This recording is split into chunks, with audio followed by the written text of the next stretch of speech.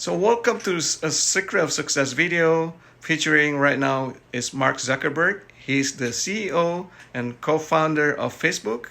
His net worth is $86 billion. Let's learn from him.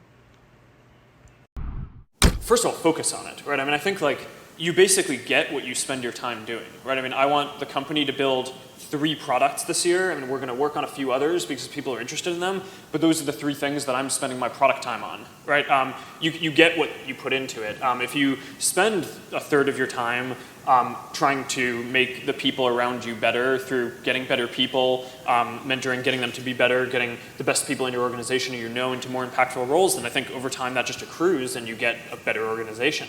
We've had this tradition for, I don't know, probably 7 or 8 years at the company, where every week we have a Q&A where our employees can come and ask me any question that they want about what's going on and what the direction of the company is, or questions or things that they read about in the press, or that their friends who use the product, what they're asking them.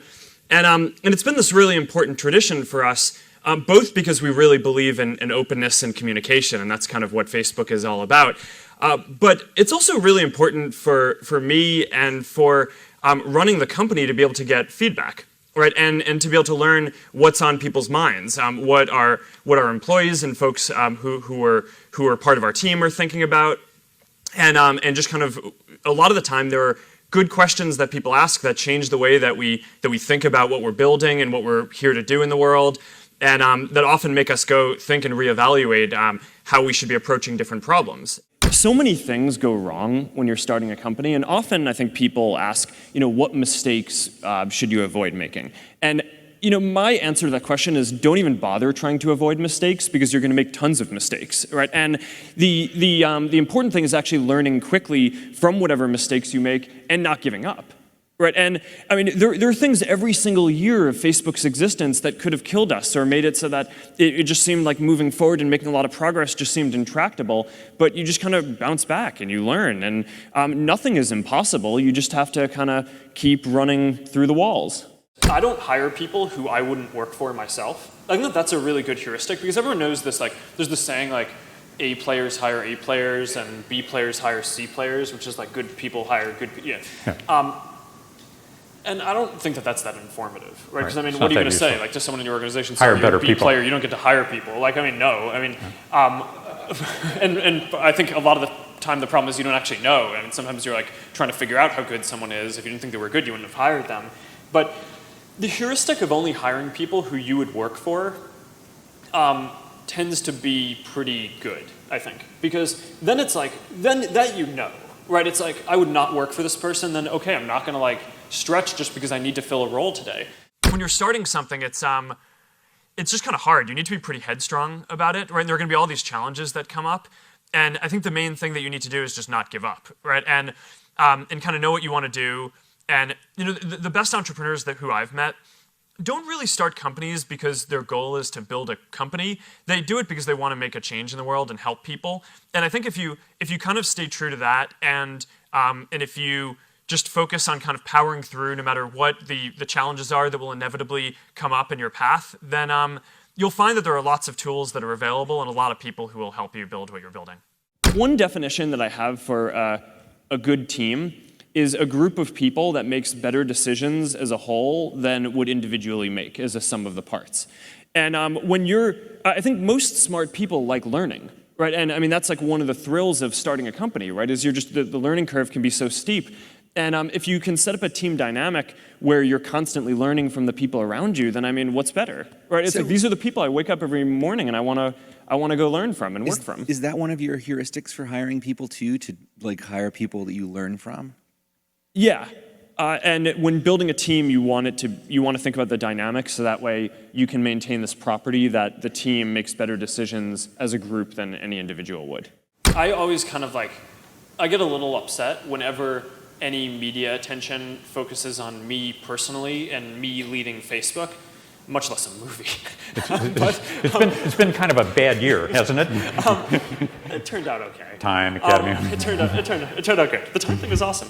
That was really flattering. But I think that it's one of these things that the media systematically gets wrong, is that this idea that it's a person, right? It's never a person, right? It's always a team. And the most important thing if you are an entrepreneur trying to build something is you need to build a really good team. And that's what I spend a lot of my time on, right? I mean, I spend probably at least 3 hours a day with our core team, right, at doing things. I spend probably 25% of my time recruiting, finding good people, both outside the company and inside the company to put in more impactful roles.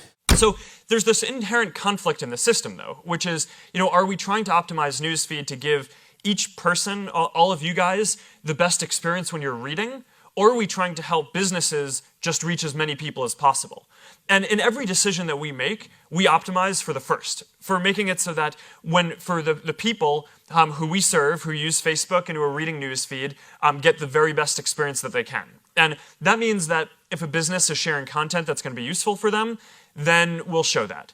But that means that if the business is sharing content that isn't going to be useful for them, we may not show that, because it's probably more important that they learn about their friend who had a baby and their baby is healthy.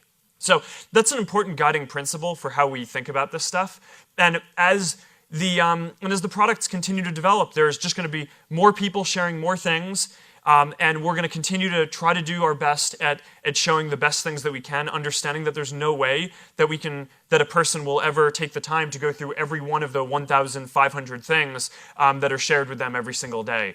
But that's kind of how I think about organic reach. And there are a lot of pages that are doing quite successfully, and their organic reach is growing quite a bit because they're delivering content to people that they really want.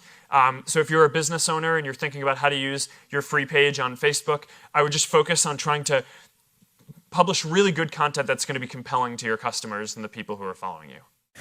I spent a bunch of time analyzing and reflecting on why it was that we were even able to do it, because all reasons suggest that we shouldn't have been able to do it, right? Because all these other companies had way more engineering power and servers and time and money and all this stuff. And I actually think that this is a pretty instructive thing for anything that you want to go do, because this is the same property is going to be true for anything that you guys start, is that someone else is going to have more resources and be able to do it. The reason why I think we actually ended up being the ones doing it is because we just cared way more about it than everyone else, right? So there were always projects at some of these other companies that were these hobbies, but we always thought that it was this really important thing and really just felt in our gut and our heart that we wanted to do it.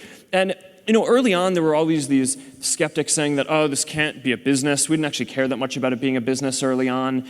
But a lot of the reason why bigger companies didn't invest in it was because it wasn't clear that there was a model that would work for it. It seemed like a bad idea. Yeah, and I actually think that that's true for a lot of the best ideas, where it is that it's not that someone else can't do it, they actually can, and the odds are stacked against you, but I think often that belief in the fact that you just care so much about what you're doing is the only thing that kind of drives you to do it. And, to be honest, that kind of drives me to this day. I mean, one of the big emphasis points for the company right now is internet.org. And, for a while we had this rallying cry of, can we connect 1 billion people? And when we started talking about that, we thought that was crazy, right? It was way bigger than any service in the world that had been built, and it was 10 digits long, right? It's like it felt crazy. We'd never get to that.